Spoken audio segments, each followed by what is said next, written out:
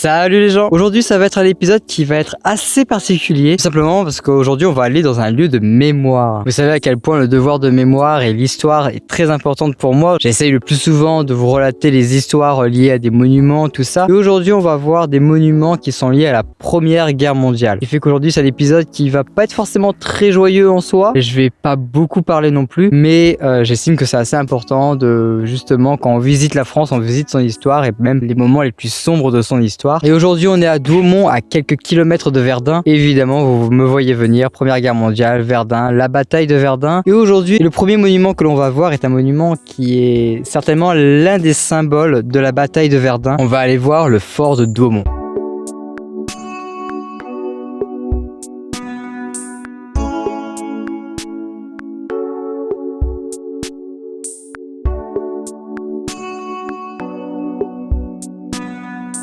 C'est impressionnant de voir à quel point le haut du fort est tellement vallonné par les bombardements et c'est fou quoi. Tu vois vraiment à quel point ça devait être l'horreur ici quoi.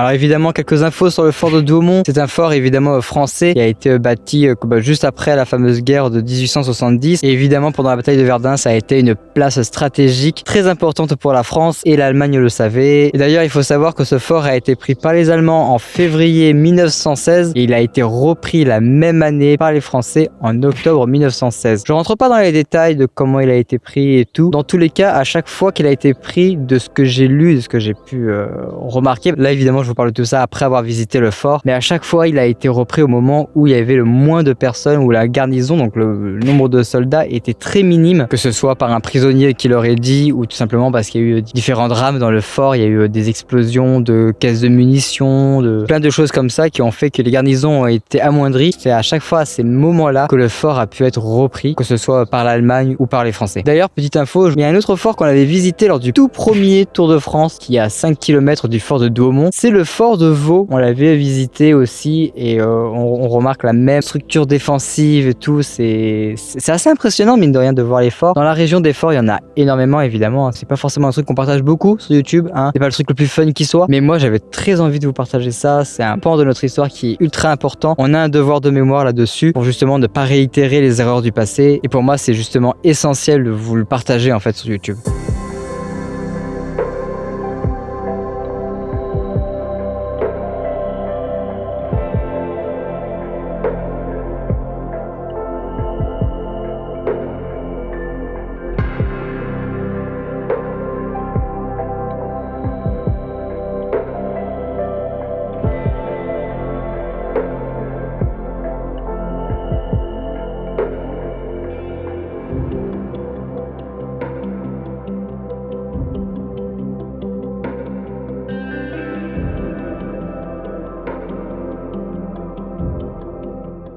Alors le bâtiment que vous voyez devant moi, c'est l'ossuaire de Douaumont. Et c'est un bâtiment que vous connaissez certainement parce que lors d'une commémoration en septembre 84, François Mitterrand, qui était à ce moment-là président, a tenu la main du chancelier allemand Helmut Kohl lorsque la Marseillaise avait retenti. Et c'était justement devant ce bâtiment. Ça a été un symbole de la réconciliation franco-allemande et de l'amitié franco-allemande qui a suivi. Ça a été un symbole très très puissant. Et du coup, ça s'était passé devant ce bâtiment, devant l'ossuaire de Douaumont.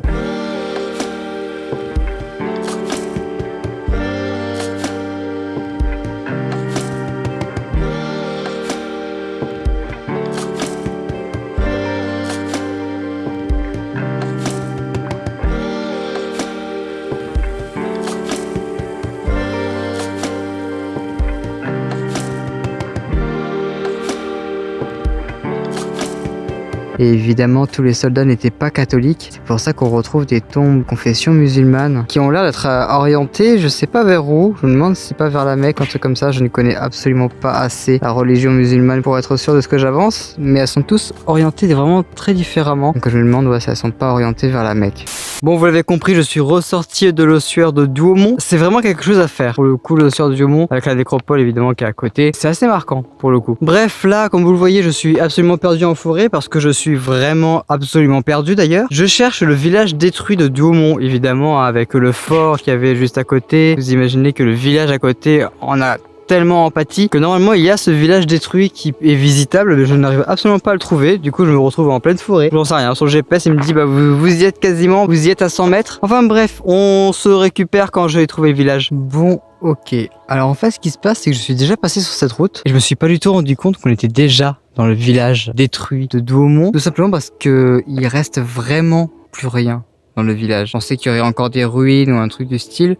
Et en fait, pas du tout. Et je vais vous montrer un truc, par exemple, que vous voyez sur ce panneau, il y a marqué Monsieur Dabi Jean-Nicolas Sabotier. Ben, j'imagine que justement, sa maison, elle devait être là. Et donc, tous ces petits écriteaux, on les retrouve absolument partout, tout du long de cette route. Parce que je pense que c'était là où se trouvaient les maisons à l'époque. Et du coup, pour symboliser la présence des maisons, ils ont mis ces petits pylônes avec le nom et prénom de la personne. Et bien souvent, son métier ou quoi. Comme là, il était cantonnier. Je ne sais absolument pas ce que c'est que cantonnier, mais là, ici, on avait un vigneron. Et en fait, on voit qu'il y a en effet plus rien, ce qui est déjà hallucinant en soi. Et surtout, ce que l'on voit, c'est ça. Tout cet amas là de terre que vous voyez, c'est les impacts d'obus. Genre là, ici, je vais vous en montrer un. Voilà, cet énorme trou, c'est un impact d'obus. Si on monte un petit peu sur les butées de terre, bah, vous voyez tous les impacts d'obus qu'il y a eu ici. Et Douaumont, justement, l'ancien village de Douaumont, est l'un des 9 villages de France qui n'a pas été reconstruit juste après la guerre. Parce que c'était un endroit classé rouge. Vous imaginez bien que c'était un endroit où il y avait énormément d'obus qui devaient encore rester dans le sol. Évidemment, il était hors de question de reconstruire ici même, au risque de déclencher une mine ou un obus qui n'aurait pas explosé pendant la Première Guerre mondiale, quoi. Que là, il ne reste vraiment